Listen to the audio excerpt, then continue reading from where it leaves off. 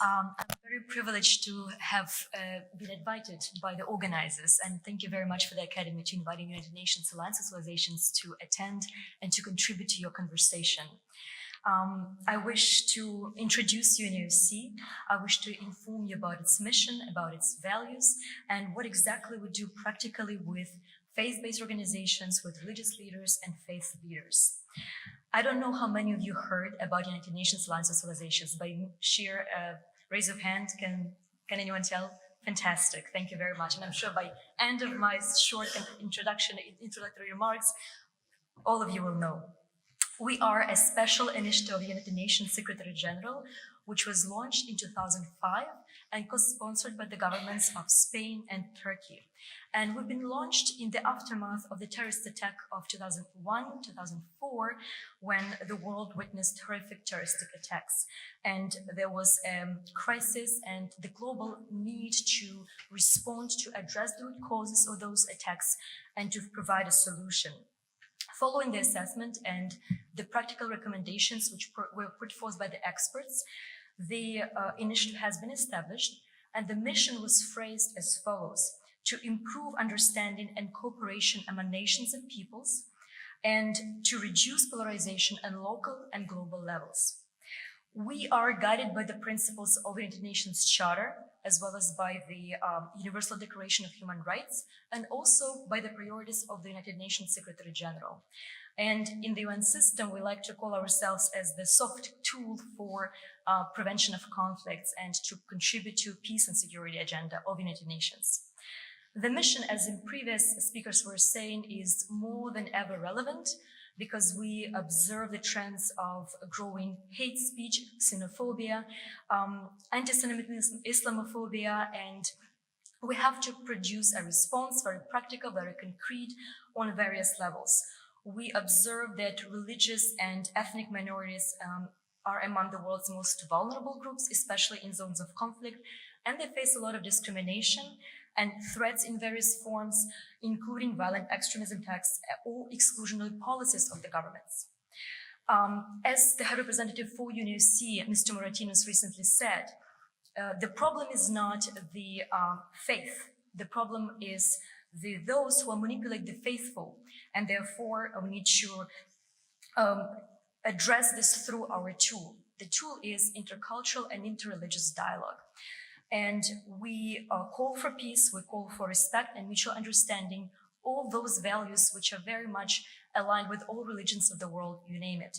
And whether you follow certain faiths or whether you do not follow any of the faith at all, there is no set of beliefs that would endorse violence, endorse harm and destruction. We look at FBOs, faith-based organizations, religious leaders and faith leaders as our main partners to have our mandate achieved. Along with men and women, youth, academic sector representatives, of course, governments and international organizations. Why religious leaders in particular are so much important for us? As it states in the Secretary General's Action Plan for Prevention of Violent Extremism, the religious leaders have a very unique vantage point for mediation, for reconciliation, and for reconstruction of the relations in the community to build trust and understanding. That's why their voices will be heard perhaps more than anyone else.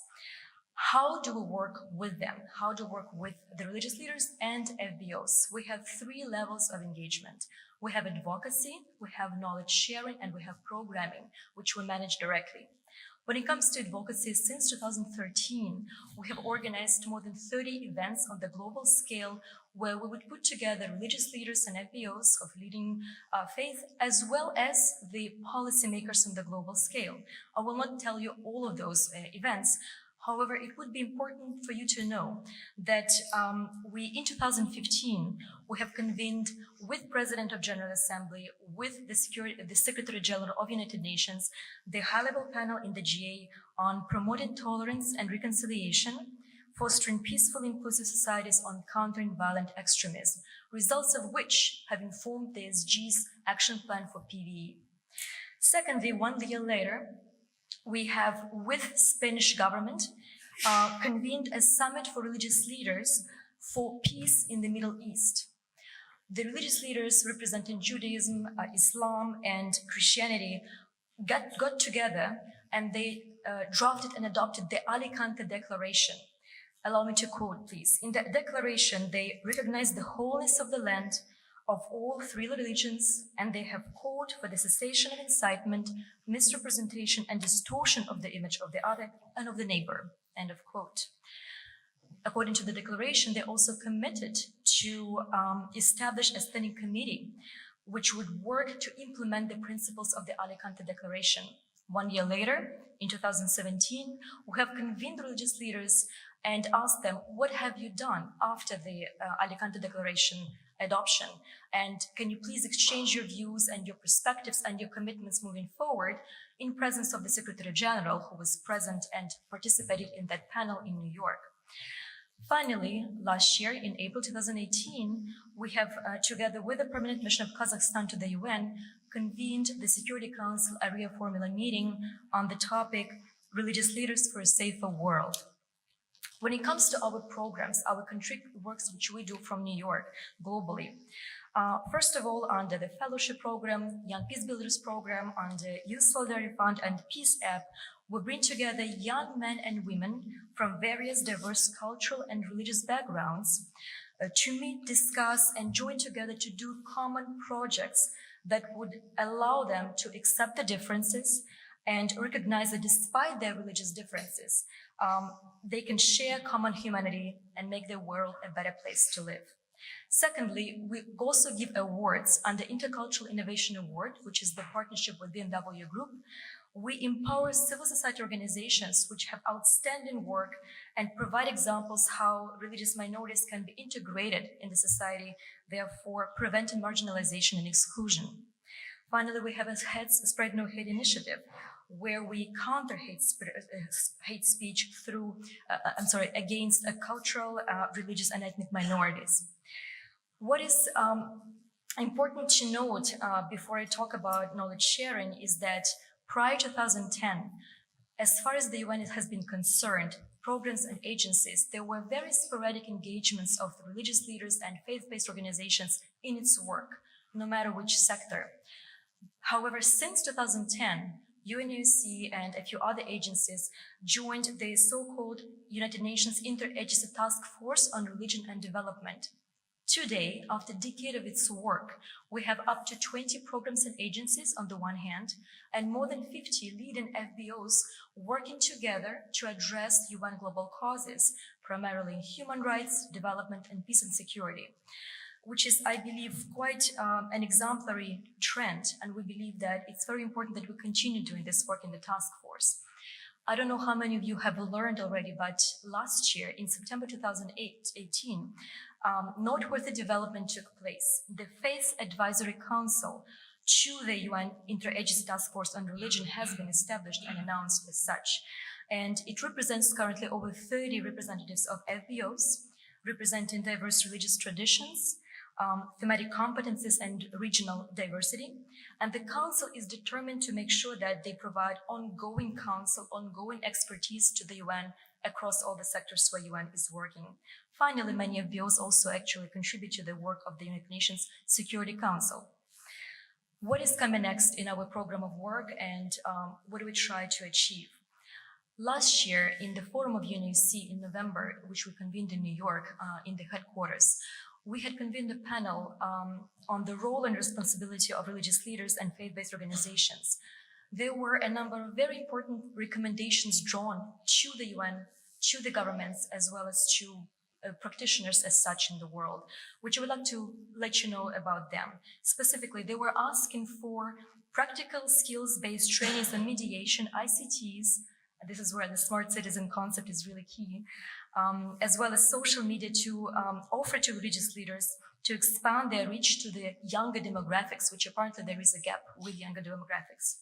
Secondly, they were emphasizing that it's important to collaborate on mediation with religious leaders from the very beginning, as opposed to after the crisis has already erupted, and to have them engaged and heard from the very beginning.